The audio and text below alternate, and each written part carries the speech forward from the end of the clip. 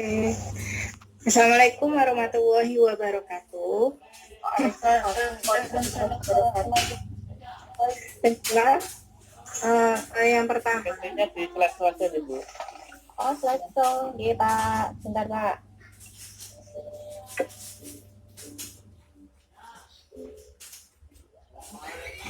Sampun? Ketinggalan nggak? Belum. Ya, mungkin masih menunggu waktu Bu. Yuk, tidak apa-apa. Sambil itu enggak apa-apa Mbak, dia lanjut aja. Oke. Ya, silakan.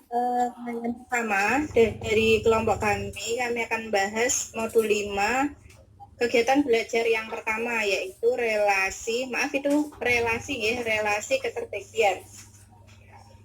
Nah, relasi keterbagian yang pertama kita akan bahas yaitu yang pertama definisi terlebih dahulu ya. Definisi dari keterbagian adalah pembagian bilangan bulat merupakan bahan pelajaran matematika yang sudah diberikan di sekolah dasar. Nah, kemudian keterbagian sendiri merupakan dasar pengembangan teori bilangan, sehingga konsep-konsep keterbagian akan banyak digunakan dalam sebagian besar uraian atau penjelasan matematis tentang pembuktian teorema. Kemudian ada teori tentang definisi, bisa teman-teman lihat semuanya di modul halaman 5.4, yaitu jika A, B dengan bilangan bulat dan B tidak sama dengan 0, maka B membagi A ditulis B, gimana itu baginya? B, A, B. Kok belum ini ya Bu? Slide-nya belum tampak ya?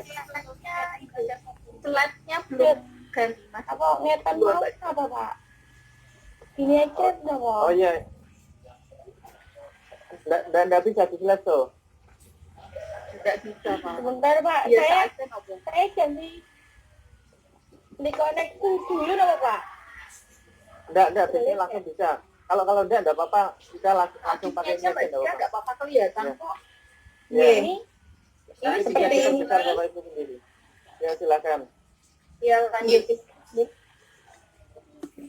Yang pertama, jika A, B bilangan-bilangan bulat dan B tidak sama dengan 0, maka B membagi A ditulis B. A, jika ada suatu bilangan bulat M, contohnya sedemikian hingga A sama dengan MP. Nah, untuk teori tersebut mempunyai catatan-catatan yang pertama, yaitu jika A, B ditambah C, maka A, B dan A dibagi C. Kemudian untuk yang kedua, jika A dibagi BC, maka A bagi B atau A dibagi C. Kemudian yang ketiga, jika A dibagi B, maka A tidak dibagi C, maka A dibagi BC. Kemudian selanjutnya yang jika A dibagi B, maka B dibagi C, maka A dibagi C. Kemudian yang terakhir, yang kelima, jika A dibagi C dan A dibagi C, maka A dibagi BC, seperti itu. Kemudian yang selanjutnya yaitu mengenai sifat-sifat dari keterbagian. Yang pertama, teorema yang pertama, yang nomor 1, yaitu jika A, B, dan D adalah bilangan bulat, maka yang pertama, apabila D dibagi A dan D dibagi B, maka D dibagi A plus B. Kemudian yang kedua, apabila D dibagi A dan D tidak dibagi B, maka D tidak dibagi A plus B. Itu.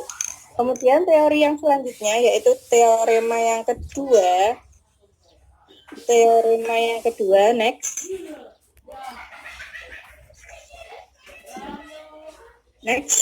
Jadikan Loading.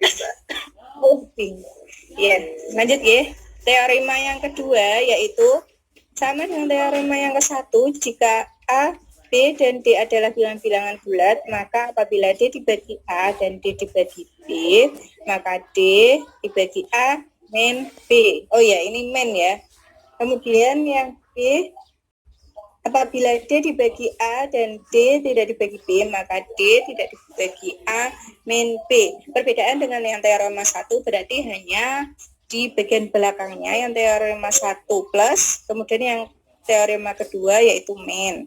Kemudian teorema yang terakhir yaitu misal A dan B bilangan-bilangan bulat, apabila D dibagi A maka D dibagi KA untuk sebarang bilangan bulat K.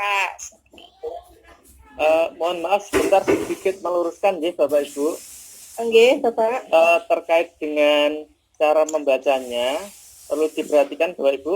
Di situ contoh ya, tadi ada sedikit perlu diperbaiki, bukan D dibagi A tetapi D membagi A Bapak Ibu. Pembagi nggih, Bapak. Ya, Membagi. jadi contoh itu teorema 3, misalkan A dan D itu bilangan bulat apabila D membagi A.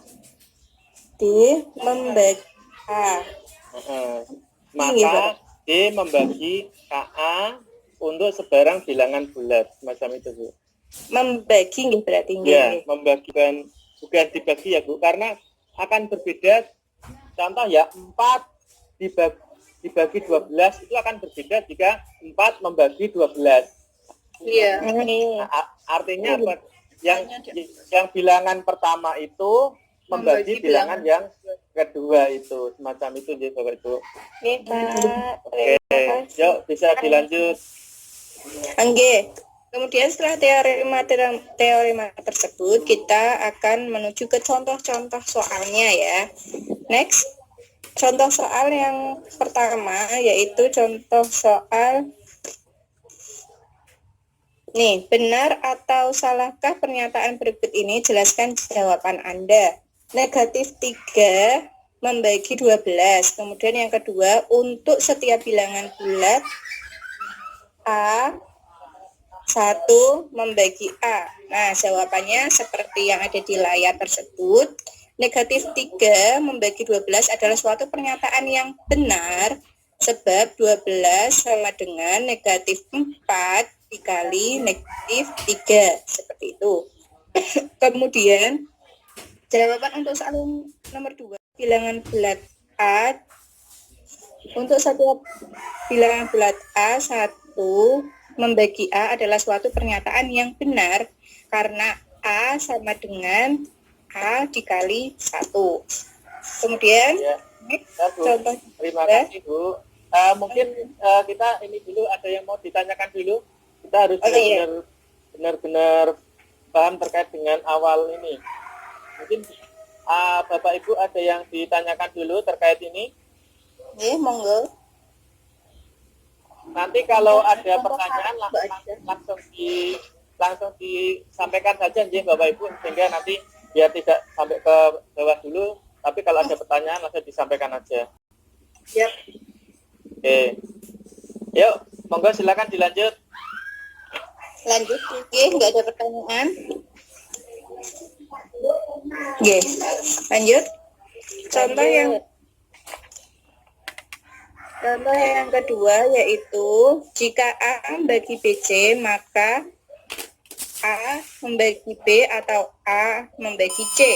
Kemudian soal yang nomor 2, jika A membagi B dan A membagi C maka A membagi B C. Nah, jawabannya yang pertama salah karena misalnya 6 membagi 3 dikali 4 itu benar. Tetapi jika 6 membagi 3 ataupun 6 membagi 4. Kemudian jawaban yang nomor 2 benar. Membuktikan sebagai berikut. Karena A membagi B, maka B sama dengan MA. Untuk suatu bilangan bulat M dan karena A membagi C, maka C sama dengan NA. Untuk suatu bilangan bulat N.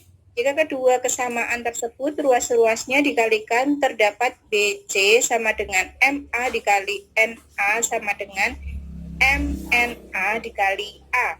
Karena M, N, dan A bilangan-bilangan bulat, maka MNA suatu bilangan bulat, dan karena BC sama dengan MNA dikali A, maka